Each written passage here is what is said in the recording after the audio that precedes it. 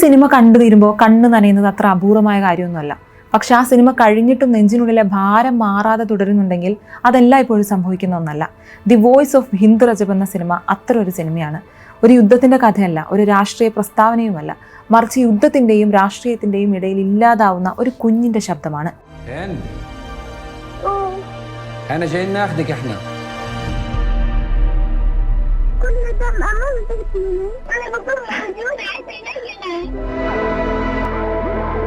രണ്ടായിരത്തി 2024 ഗസയിൽ നടന്ന യഥാർത്ഥ സംഭവത്തെ ആസ്പദമാക്കിയാണ് ഈ ചിത്രം ഒരുക്കിയിട്ടുള്ളത്.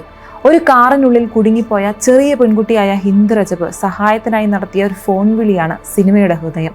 2024 ജനുവരിയിൽ ഗസയിൽ നിന്ന് കുടുംബത്തോടൊപ്പം പലായനം ചെയ്യുന്നതിനിടെയാണ് ഹിന്ദ് രജബ് സഞ്ചരിക്കുന്ന കാറിന് നേരെ ഇസ്രായേൽ സൈന്യം വെടിയുതിർക്കുന്നത്. കുടുംബാംഗങ്ങളും അവരെ രക്ഷിക്കാൻ വന്ന പാരാമെഡിക്കൽ ജീവനക്കാരും ഇസ്രായേൽ ആക്രമണത്തിൽ കൊല്ലപ്പെടുന്നു.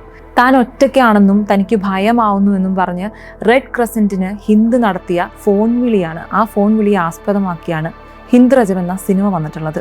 ഹിന്ദിന്റെ ഹൃദയഭേദകമായ ഫോൺ വിളിയും രക്ഷാപ്രവർത്തകർ അവളോട് സംസാരിക്കുന്നതിന്റെ ഓഡിയോ റെക്കോർഡും എല്ലാം ചേർത്താണ് സിനിമ ഒരുക്കിയിട്ടുള്ളത്. ആ ശബ്ദം കേൾക്കുമ്പോൾ നമ്മളൊരു സിനിമയാണ് കാണുന്നത് എന്നത് നമ്മൾ മറക്കും. കാരണം ജീവൻ രക്ഷിക്കണമെന്ന് അപേക്ഷിക്കുന്ന ഒരു കിങ്ങിന്റെ യഥാർത്ഥ ശബ്ദമാണ് അവിടെ കേൾക്കുന്നത്. സംവിധായക കൗദർ ബെൻ ഹാനിയ ഈ കഥയെ ഒരു സാധാരണ ഡോക്യുമെന്ററി ആയിട്ടല്ല അവതരിപ്പിച്ചിരിക്കുന്നത്.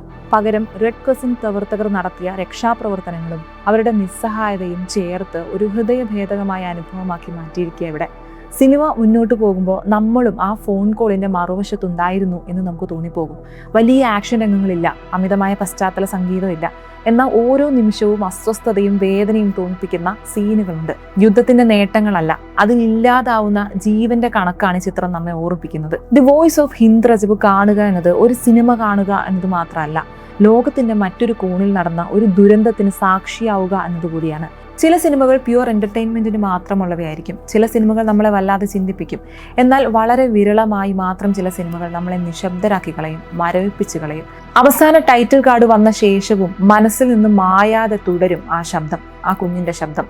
അതിപ്പോ സെൻസർ ബോർഡ് തടസ്സങ്ങളൊക്കെ മാറി ഇന്ത്യയിൽ ഇന്ന് കേരളത്തിലെ തിയേറ്ററുകളിൽ ഉൾപ്പെടെ പ്രദർശനം തുടങ്ങിയിട്ടുണ്ട്.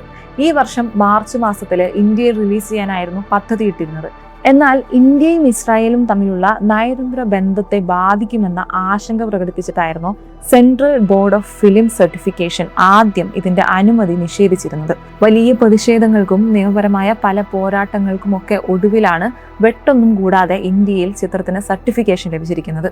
മാസങ്ങളോളം സെൻസർ ബോർഡിന്റെ കുരുക്കിൽപ്പെട്ട് കിടന്നിരുന്ന ചിത്രം അങ്ങനെ ഒടുവിൽ ജൂൺ 19 ഇന്ത്യയിലെ തിയേറ്ററുകളിൽ പ്രദർശനം തുടങ്ങി. വെനീഷ്യൻ ചലച്ചിത്രമേളയിൽ അടക്കം വലിയ നിരൂപക പ്രശംസ നേടിയിരുന്നു ഈ ചിത്രം. അവിടുത്തെ പ്രദർശന സമയത്ത് കാണികൾ ഫലസ്തീനെ സ്വതന്ത്രമാക്കുക എന്ന് മുദ്രാവാക്യം വിളിച്ച് 23 മിനിറ്റോളം എഴുന്നേറ്റ് നിന്ന് കൈയടിച്ചിരുന്നു. സിനിമ കേവലം ഒരു കഥയല്ലെന്നും യുദ്ധത്തിന്റെ ഭീകരതയും മനുഷ്യ ദുരന്തവും നേരിട്ട് മനസ്സിലാക്കി തരുന്ന ഒരനുഭവമാണെന്നും സാക്ഷ്യപ്പെടുത്തുകയാണ് ഹിന്ദ് രജബിലൂടെ അണിയറ പ്രവർത്തകർ. ഇന്ത്യ അടക്കമുള്ള ദക്ഷിണേന്ത്യൻ രാജ്യങ്ങളിൽ ചിത്രം റിലീസ് ചെയ്യുന്നതിലൂടെ വലിയൊരു വിഭാഗം ആളുകളിലേക്ക് ഈ സന്ദേശം എത്തിക്കാൻ സാധിക്കുമെന്ന പ്രതീക്ഷയിലുമാണ് സംവിധായക കൗദർ ബെൻ ഹാനിയ. ഇന്ത്യക്ക് പുറമെ പാകിസ്ഥാൻ, ശ്രീലങ്ക, മാലിദ്വീപ്, അഫ്ഗാനിസ്ഥാൻ, ബംഗ്ലാദേശ് എന്നീ രാജ്യങ്ങളിലും ഈ ചിത്രം റിലീസിനെത്തുന്നുണ്ട്.